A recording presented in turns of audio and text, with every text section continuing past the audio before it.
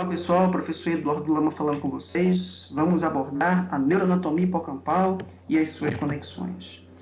Bem, pessoal, lembrando que o hipocampo é uma estrutura relacionada à memória. Vários neurocientistas nos trazem que a memória implícita ela é favorecida pelo hipocampo, tá? E que algumas cópias de engramas de informações de memória explícita elas podem ser arquivadas temporariamente nesse hipocampo, né? E posteriormente essas informações serão enviadas para o córtex, né, cerebral, principalmente a região de córtex frontal. Mas como é que a gente vai identificar o hipocampo?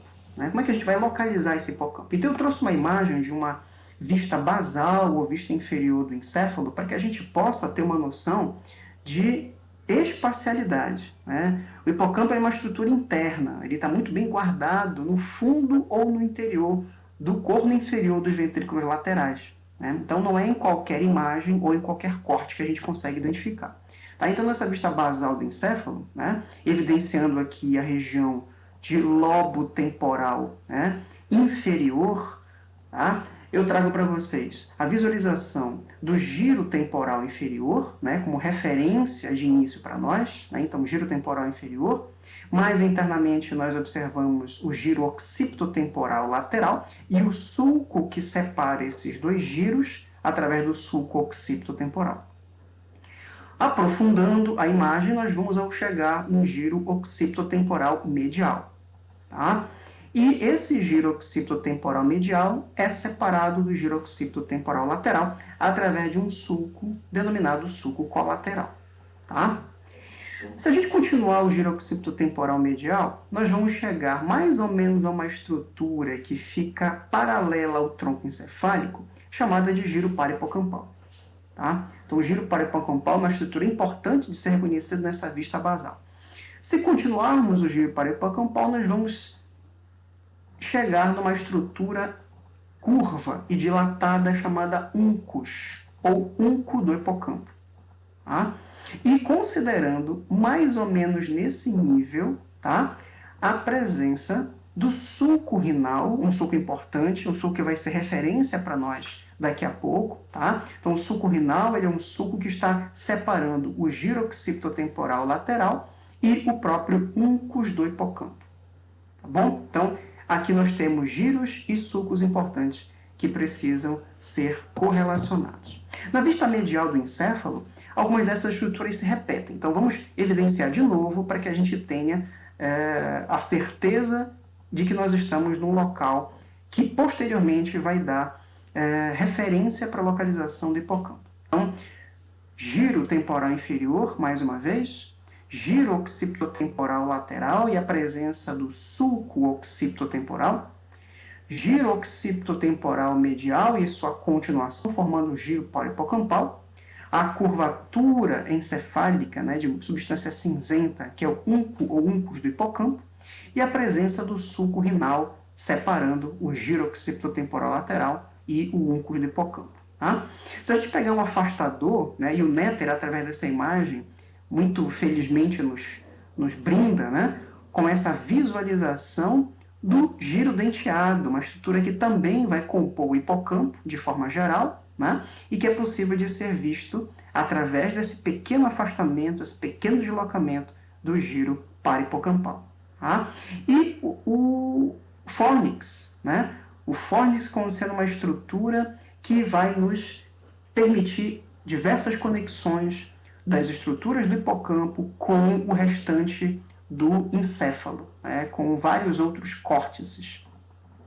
O fornix, nessa imagem, ele aparece bastante dividido, né, dentro da sua anatomia clássica, primeiramente através do pilar do fornix, depois o corpo do fornix e a coluna do fornix que encerra nos corpos mamilares ao nível do hipotálamo. Então, sabendo que o fornix faz toda essa trajetória, nós já podemos identificar uma comunicação, né, uma projeção sináptica importante entre o hipocampo e a região de hipotálamo através do fornix. Fazendo agora um corte transversal, a gente consegue visualizar o hipocampo na sua conjuntura geral, no fundo do corno inferior. dos ventrículos laterais, tá? Ou também chamado de corno temporal.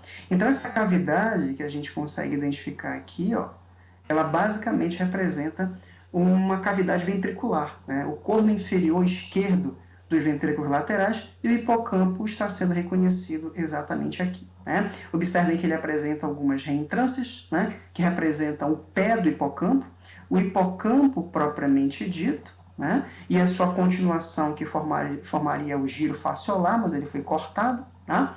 Aqui as fímbrias do hipocampo, nas estruturas de conexão, e o giro denteado aparecendo um pouco mais internamente.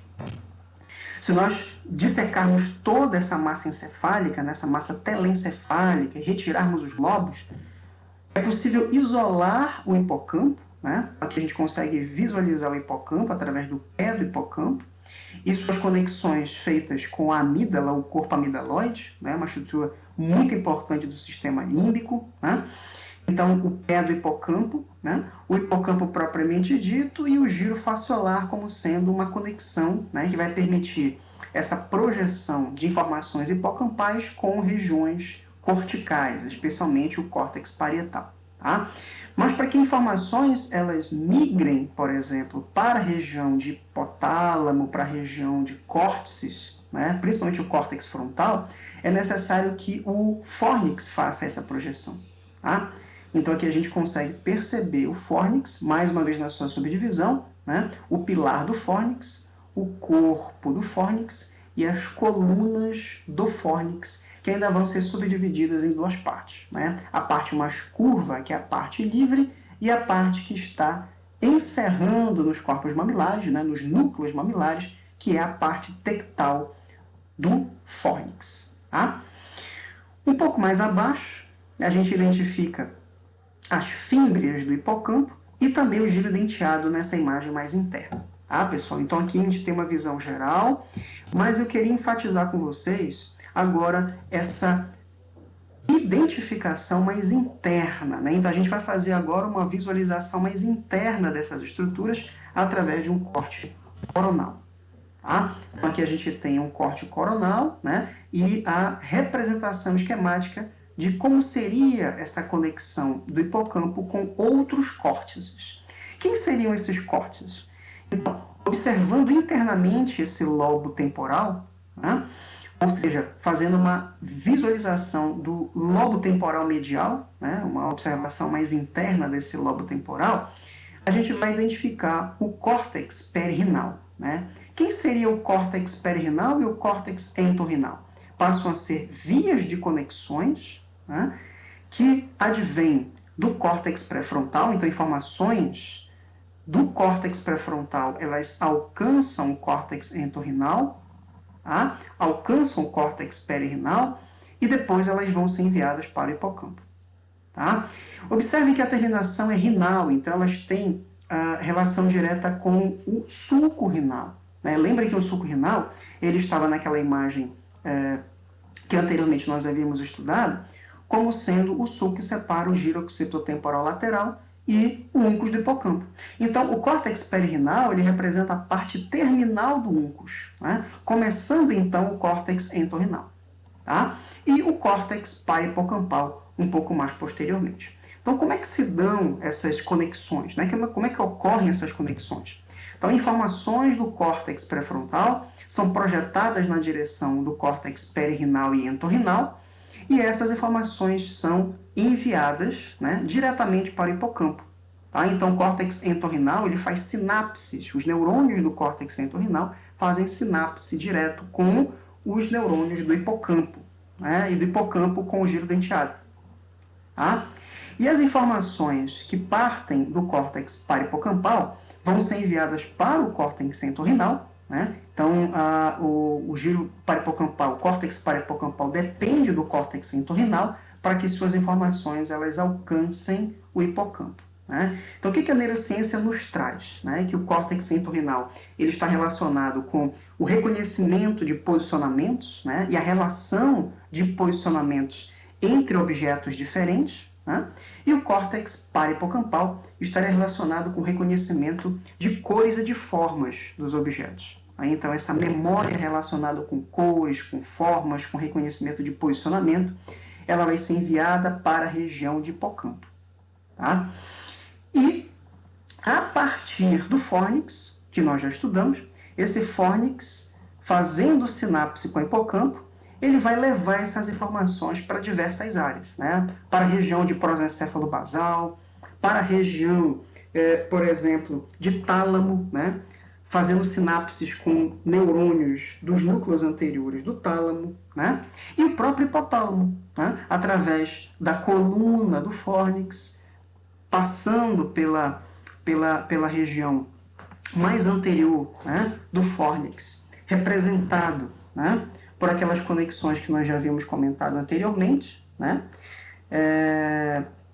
E a partir dessas conexões, nós vamos ter as sinapses feitas com os corpos mamilares, né?